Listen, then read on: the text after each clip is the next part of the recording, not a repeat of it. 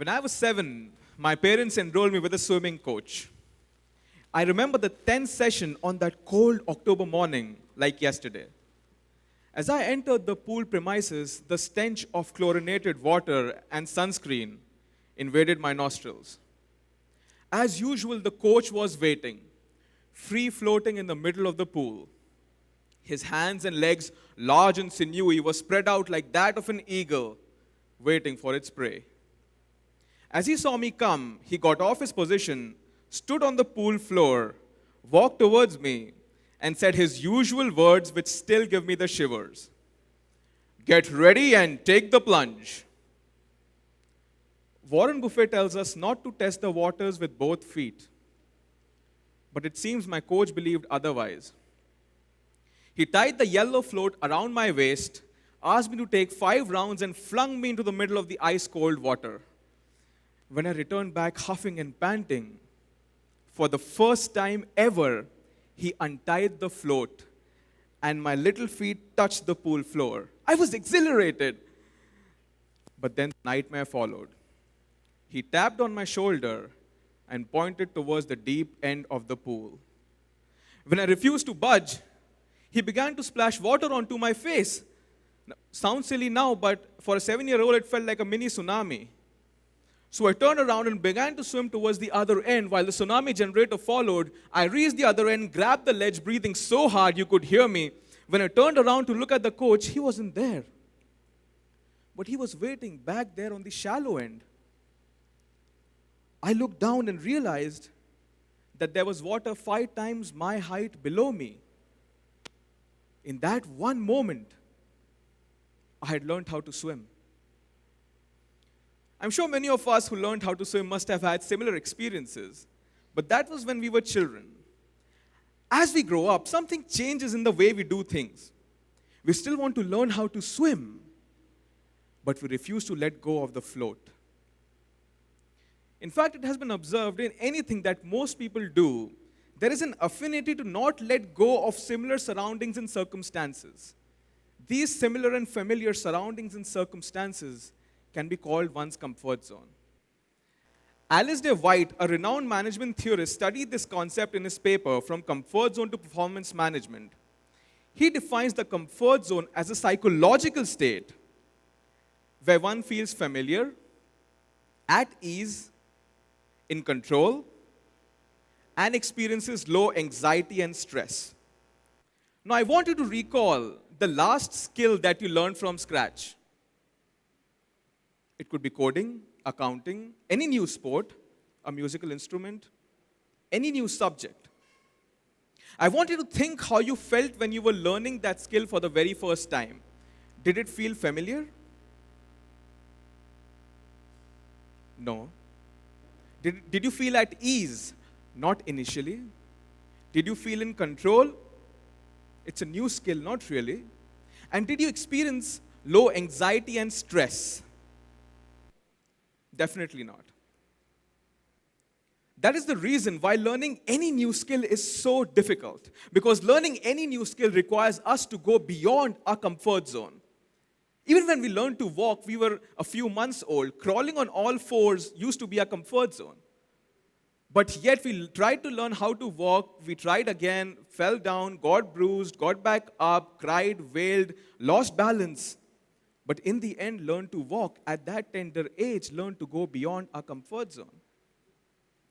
In a few years, when we were learning how to ride a bicycle, having support wheels used to be our comfort zone. Yet we tried, fell down, got bruised, lost balance, cried, wailed. But in the end, learned to ride the bicycle without the support wheels, went beyond our comfort zone. But as we grow up, we establish for us things I'm good at, things I'm bad at, my skills, my habits, my strengths, my weaknesses, and form for all of us this opaque comfort zone, escaping which becomes extremely difficult. Now, many of us sitting here, I'm sure, and especially young people, aspire to pursue a hobby, do a business, learn a sport, but there is a challenge. Is that we're not ready to let go of the float around our waists, not ready to go beyond our comfort zone.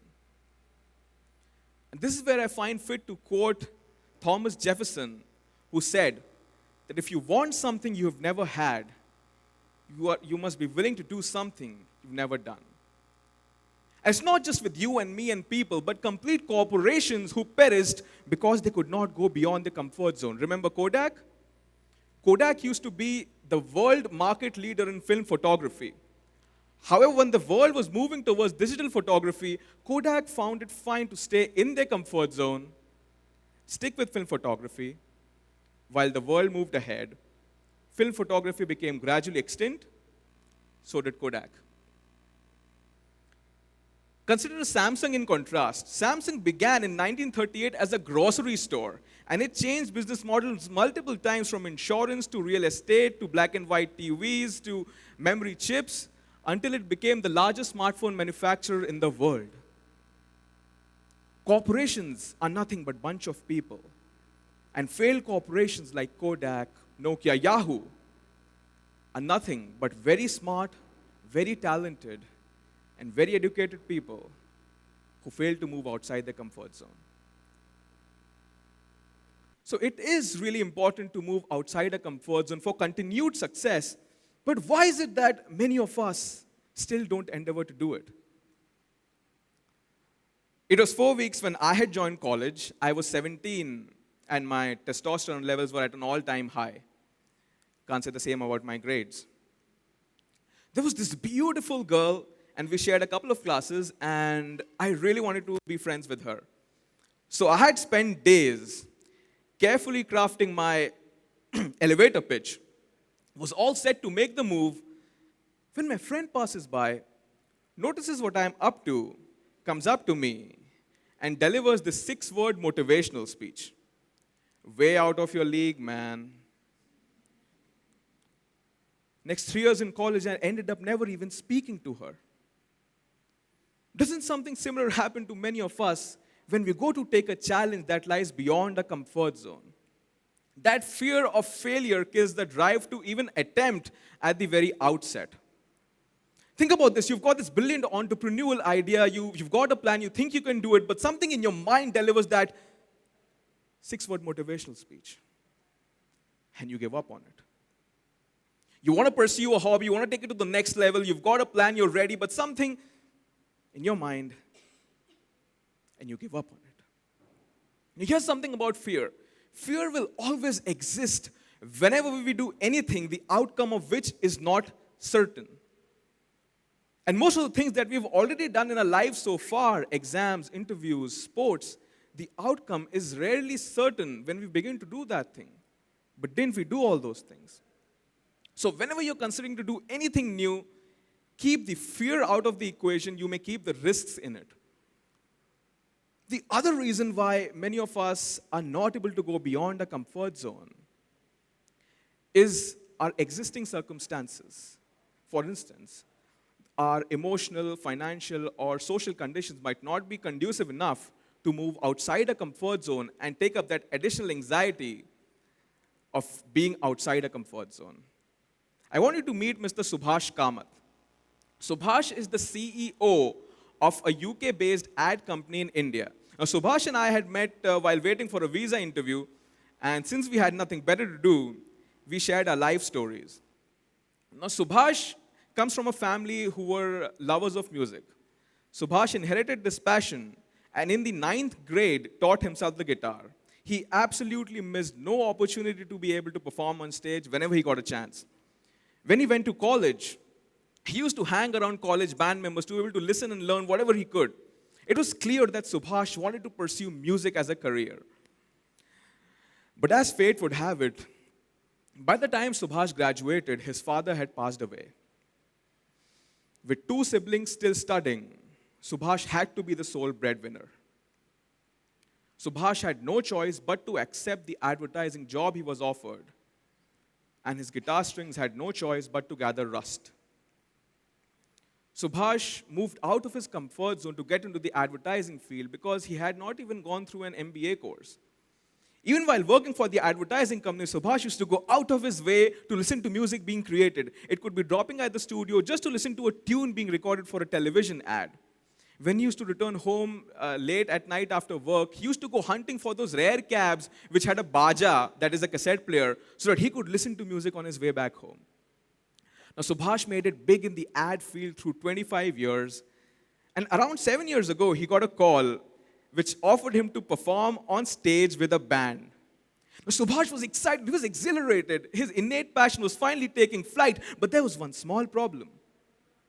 He had no band. So he called up a few senior fellow ad professionals who had similar passions, and overnight the band Wanted Yesterday was born. Subhash, when he was nose deep in the advertising field, went beyond his comfort zone to follow that innate passion that had bred in his heart through decades.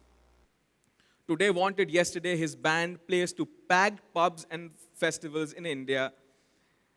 And his story remains with me as a paramount example of how one can go beyond their circumstances, beyond their comfort zone, to achieve what they want. But what are some pragmatic steps that we can take to go beyond our comfort zone and succeed?